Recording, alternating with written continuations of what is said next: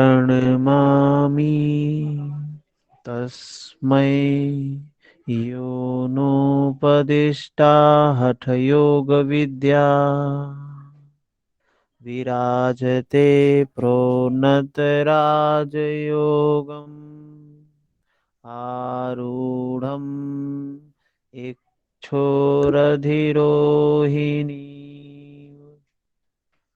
4 number श्लोक। नास्ति माया समं पापं नास्ति योगात् परं बलम् नास्ति ज्ञानात् परो बन्धुर्नाहङ्कारात् परो रिपुः। शोधनं दृढता चैव स्थैर्यं धैर्यं च लाङ्घवम् प्रत्यक्षं च निर्लिप्तं च घटस्य सप्तसाधनम्। षट्कर्मणा शोधनं च आसनेन भवेत् दृढम् मुद्रया स्थिरता चैव प्रत्याहारेण धीरता प्राणायामलाङ्घवं च ध्यानात् प्रत्यक्षम् आत्मनः समाधिना निर्लिप्तं च मुक्तिरेवा न संशयः। धौतिर्वस्तिस्तथा नेतिः लौलिकं लौलिकी त्राटकं तथा कपालभातिश्चैतानि षट्कर्माणि समाचरेत्। अन्तर्धौतिर्दन्तधौतिर्हृदधौतिर्मूलशोधनम् धौतिं चतुर्विधां कृत्वा घटं कुर्वन्ति निर्मलम्। सप्तांग योग के इस प्रथम अध्याय में ये कुछ लगभग 10 श्लोक हैं। 7 श्लोक, लगभग 7-8 श्लोक हैं जो प्रथम अध्याय में हैं। इनका अभ्यास हम रोज करते हैं।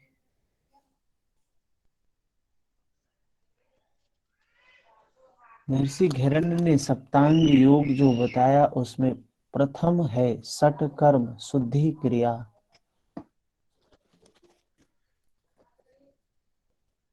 षटकर्म में हमने विस्तार से चर्चा की एक एक अंगों पर।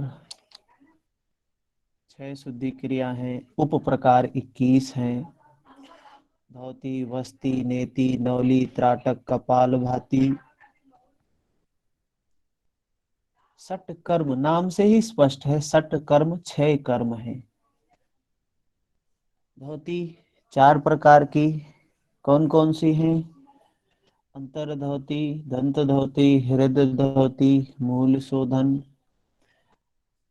अंतर धौति के भी प्रकार हैं। कितने प्रकार के हैं?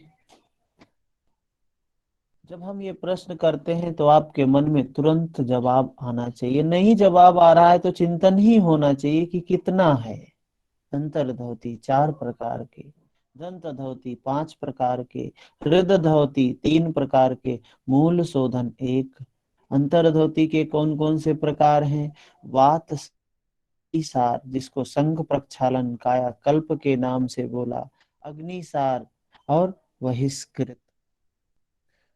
दंत धौति के 5 प्रकार, कौन कौन से 5 प्रकार बताए?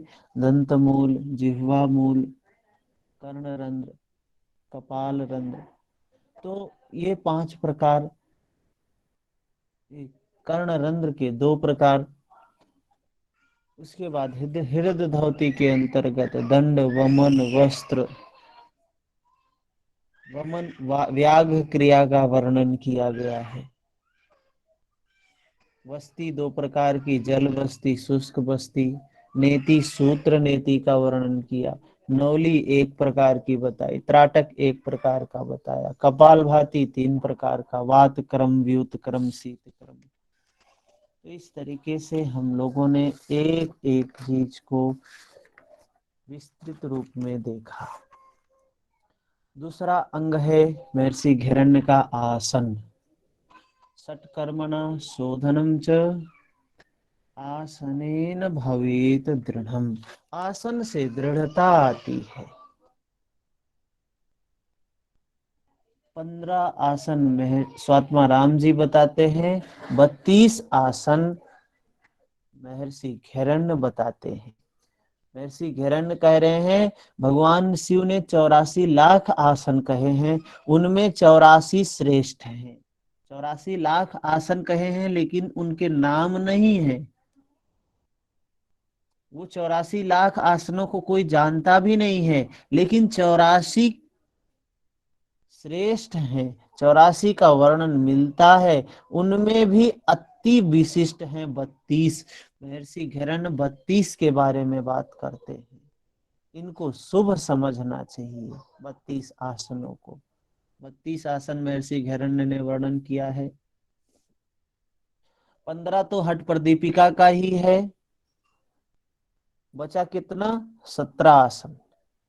उस 17 और आसन हैं। उन सभी आसनों में एकदम हमको एक एक डिटेल में नहीं जाना है, लेकिन नाम ध्यान में होना चाहिए। हठ प्रदीपिका के 15 आसन, महर्षि घैरण्य के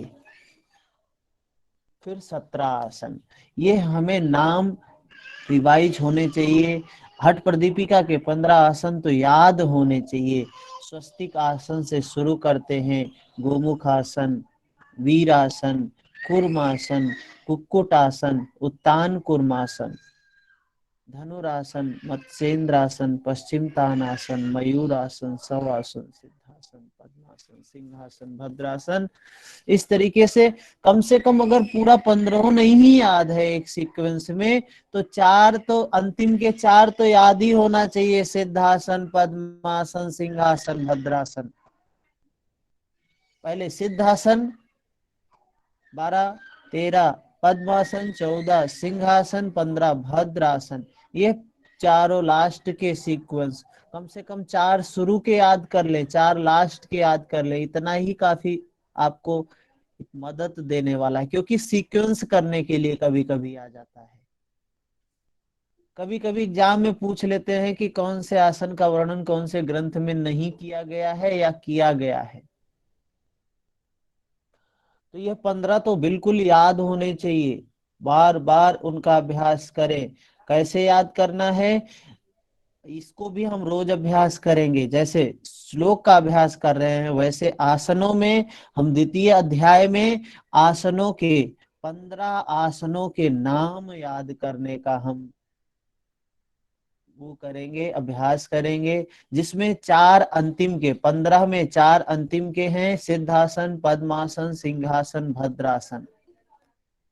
और शुरू के चार कौन से हैं?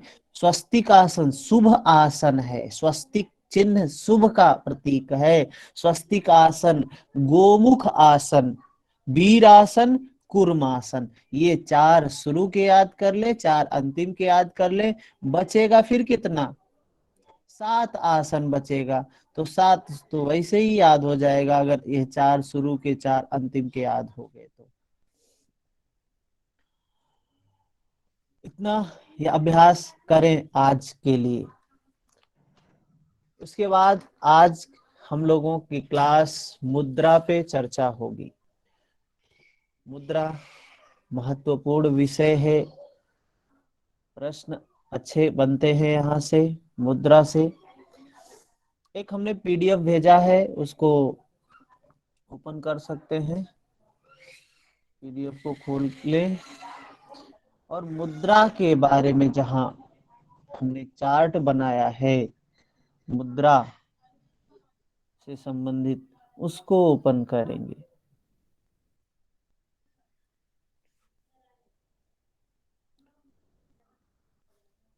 मुद्रा है क्या? इंटरव्यू में भी बहुत बार पूछा जाता है। कहीं भी जाते हैं तो इंटरव्यू में भी मुद्रा से संबंधित प्रश्न जरूर आते हैं। तो जो लोग मुद्रा योग में क्या वर्णन किया गया है नहीं जानते हैं, तो वो जवाब में बताते हैं ज्ञान मुद्रा, पृथ्वी मुद्रा, अग्नि मुद्रा, ये तमाम प्रकार की मुद्राओं का वर्णन करने लगते हैं जो हाथों की स्थिति होती है। लेकिन यहाँ महर्षि घेरन या स्वामी स्वात्माराम जी हाथों की स्थिति का वर्णन नहीं किए हैं, यहाँ शरीर की स्थिति का वर्णन किए हैं। मुद्रा शरीर की स्थिति का जो वर्णन है, भिन्न भिन्न शरीर की स्थितियों को भिन्न भिन्न नामों से बोल रहे हैं। वैसे मुद्रा शब्द क्या है? कहते हैं मुदम आनंदम राति लाति इति मुद्रा। मुदम आनंदन, आनंद को लाने वाली मुद्रा है, आनंद को प्रदान करवाने वाली मुद्रा है। कुंडलिनी प्रबोधकम, कुंडलिनी का जागृत करवाने वाली मुद्रा है। प्राण को सुषुम्ना वाही बनाने वाली मुद्रा है। जो उस चंद्र के द्वारा, उस सोम मंडल के द्वारा जो अमृत वर्ष, अमृत का क्षरण हो रहा है, उस अमृत का संरक्षण करने वाली मुद्रा है। उस शक्ति का, कुंडलिनी शक्ति को जगाने वाली मुद्रा है। सिद्धि की प्राप्ति करवाने वाली मुद्रा है।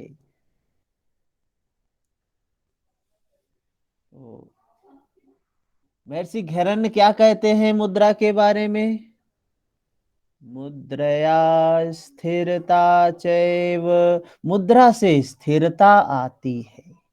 सत्कर्मणा शोधनम च आसनेन भवे दृढ़म। सत्कर्म से शुद्धि होता है, आसन से दृढ़ता आती है, मुद्रा से स्थिरता बोल रहे हैं, स्थिरता आती है, स्टेबिलिटी आती है, स्थिर होते हैं हम। कौन सी स्थिरता की बात कह रहे हैं? चंड कपाली को मानसिक स्थिरता के लिए मुद्रा का वर्णन कर रहे हैं स्वात्माराम जी। शरीर की शुद्धि के लिए शुद्धि क्रिया का वर्णन किया। शरीर में दृढ़ता आए, आसन दूसरे अंग पर बताया। आसनेन भवेत दृढ़म। अब स्थिरता चाहिए, तो स्थिरता मानसिक स्तर पर चाहिए, उसके लिए मुद्राओं का वर्णन कर रहे हैं। योग में मुद्राओं एवं बंधों का स्थान आसन और प्राणायाम से भी बढ़कर है। क्यों? क्योंकि मुद्रा का अभ्यास हमारे प्राणमय कोश और मनोमय कोश दोनों को प्रभावित करता है।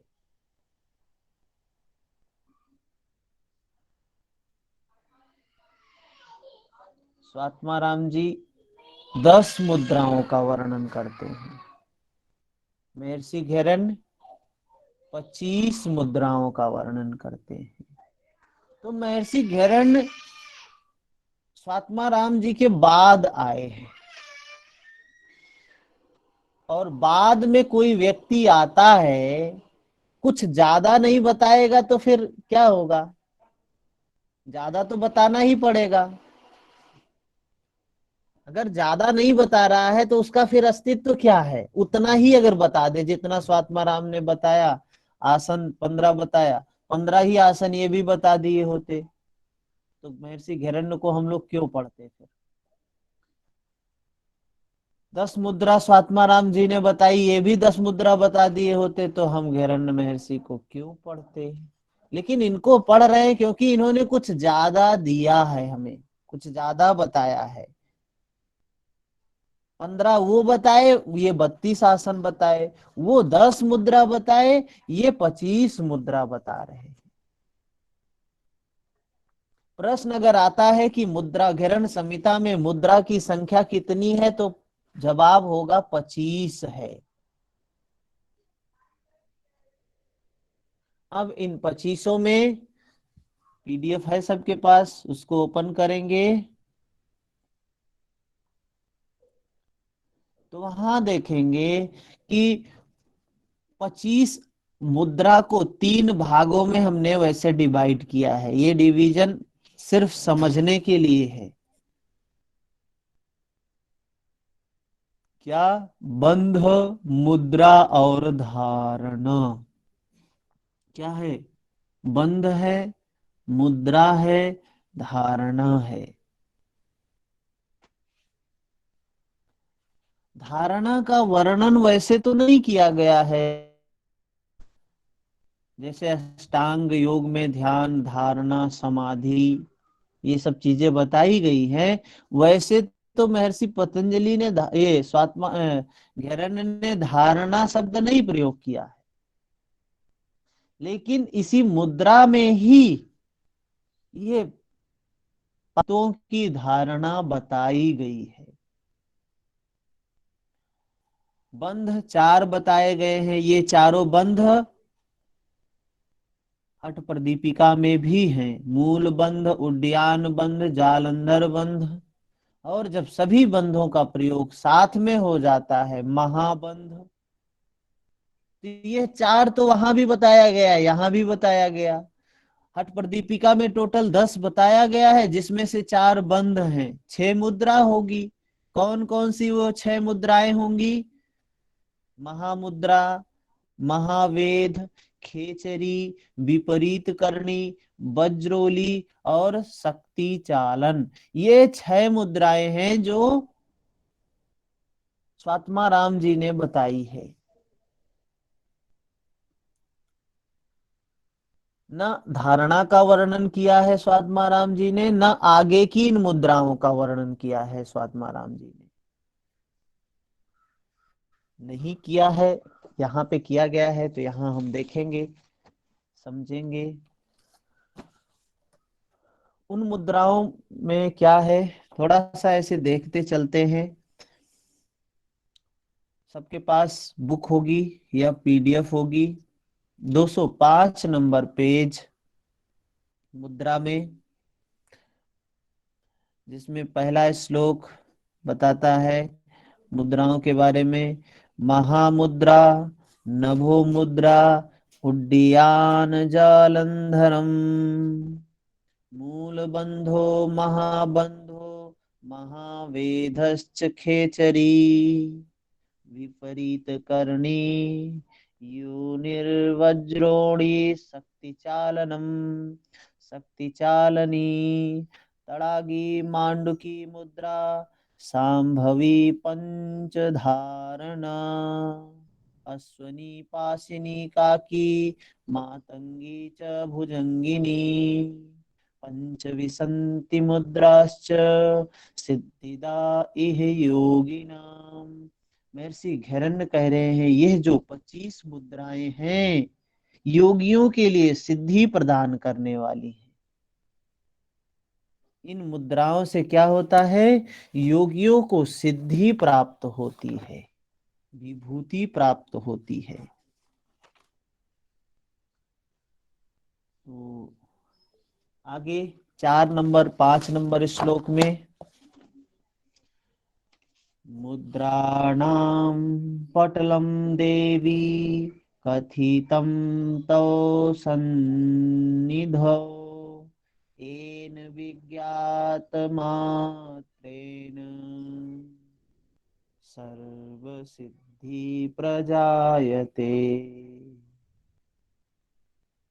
गोपनीय प्रयत्नेन देयं यस्य कस्याचित्, प्रतीदं योगिनां चैव दुर्लभम आरुतामपि। कह रहे, हे देवी, मैंने तुम्हें मुद्राओं का ज्ञान प्रदान किया। एकमात्र इनका ज्ञान ही सिद्धियों को प्रदान करने वाला है। ये विद्याएं योगियों को आनंद देने वाली है। देवताओं के लिए भी विद्याएं सुलभ नहीं हैं। इन विद्याओं को गुप्त रखने के लिए कहा है, सदैव इनकी गोपनीयता को बरकरार रखने के लिए कहा गया है। तो एक एक मुद्रा के बारे में हम देख लेते हैं। क्या बताया है? मूल बंध की बात की है। हठ प्रदीपिका में वैसे हमने एक एक मुद्राओं पर चर्चा किया था, लेकिन थोड़ा सा टेक्निक में अंतर हो सकता है। हठ प्रदीपिका के वर्णन में और महर्षि घेरण्य के वर्णन में थोड़ा सा टेक्निक में अंतर हो सकता है। कुछ इधर उधर थोड़े से बताए होंगे, तो टेक्निक अगर हम देख लेते हैं तो ज्यादा अच्छा है। दोनों को देखते हुए चलते हैं, फिर बाद में जब कंपैरेटिव स्टडी करेंगे तो हम देखेंगे ही, लेकिन अभी अगर हम देखते हैं तो ज्यादा बात स्पष्ट हो जाएगी। एक मिनट। तो सबसे पहले वर्णन करते हैं महर्षि घेरण्य मूल बंध की के बारे में बता रहे हैं। श्लोक है 6, 7, 8, 9। सबके पास है? अगर कोई स्क्रीन शेयर कर सकता है तो जरूर करें।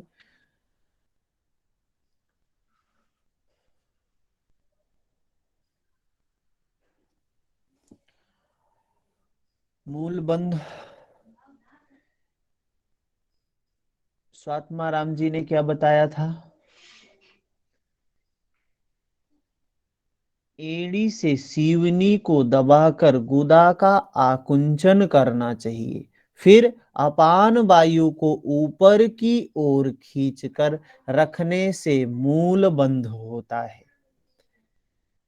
टेक्स्ट में ये बताया गया है। क्या है? एड़ी के निचले स्थान से गुदा और मेंढर के मध्य भाग को अच्छी तरह दबाकर गुदा का संकोचन करना। मतलब ये मध्य भाग जो मलद्वार और जनन इंद्री के मध्य का भाग है, उसको किससे दबाने के लिए कहते हैं? एड़ी से दबाने के लिए कहते हैं।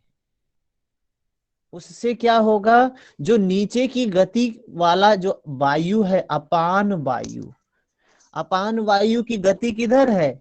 अधोगामी है, नीचे की तरफ है। उससे क्या होगा? ऊपर की ओर आकृष्ट करना, उस वायु को ऊपर की ओर उठा के रखना। क्या है ये है मूल बंध है। व्यवहार में लेकिन ऐसा नहीं कर पाते हैं, क्योंकि उस स्थिति में बैठ पाना सबके लिए संभव नहीं होता है। तो व्यवहार में हम प्राणायाम करते हैं तो मूल बंध जरूरी होता है। हठ प्रदीपिका में तो ये बात बताई गई है। और महर्षि घेरण्य क्या कहते हैं इसके बारे में देखते हैं। महर्षि घेरण्य क्या कहते हैं? 6, 7, 8, 9 नंबर श्लोक है। कह रहे हैं बाई एड़ी से गुदा प्रदेश